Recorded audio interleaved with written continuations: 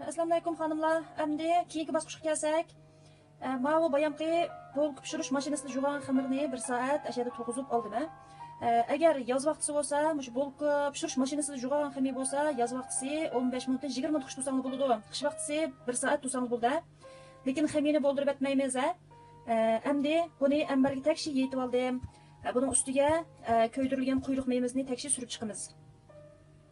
Quyruq mayni takshi bir qo'ygandan keyin quyuqroq birimiz. Endi bayam tayyorlab olgan hali yong'oqni kunjut talqanini solamiz. Buni takshi hamda yerga takshi yetib chiqamiz.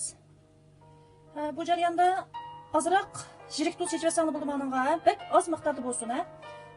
Endi buni takshi nippiz qilib turmanlab chiqamiz. Xonim qizlar meni turmanlaganda nayt bek nippiz bo'ldi. Men ko'rib olmadim shunchalar holatda nippiz bo'ldi. Mana diqqat qilsangiz bo'ldi. Endi hamma yana turmanlab bo'lganda ko'rishaylar. Xamin turmalab bo'lgandan keyin buni yutal shaklda turib chiqamiz. Buning yuzini besib takshilab nepiziltimiz. Xamirni 5 minut tindig'ich orliqda biz mana tok tavimizni tok chitib qizitib olamiz. Qizitib olib, buningki yuzini maylab, mana ichki tarafini ya'ni takshi bir qo'r maylab etamiz.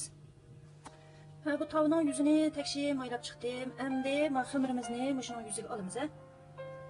Ama tavuğun üstüge et boğandan keyin xamirni müştaq takshi besib nepiziltib, mana shu yuzi bilan o'xshash qilamiz. Andan buning yuzini maylab etamiz.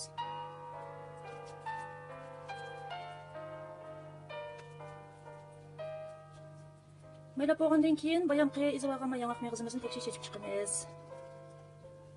Andan mana tok tavimizningki og'zini yepib, maniki pishiradigan o'rinni tanishamiz. Mana Mavu qijmaliq qatlamlarni pishiradigan o'rni ichiga qo'ysak bo'ldi. Endi 5 minutdan keyin ko'rishaylik. Xonim qizlar 5 minut to'shab bo'ldi. To'shab bo'lgandan keyin mahal holat bo'ladi. Buningda yana 4-5 minut turg'izamiz. Xonimlar 5 minut bo'lgandan keyin og'zini ochdik. Mana o'xshagan yong'oq qatlamimiz tayyor bo'ldi xonimlar.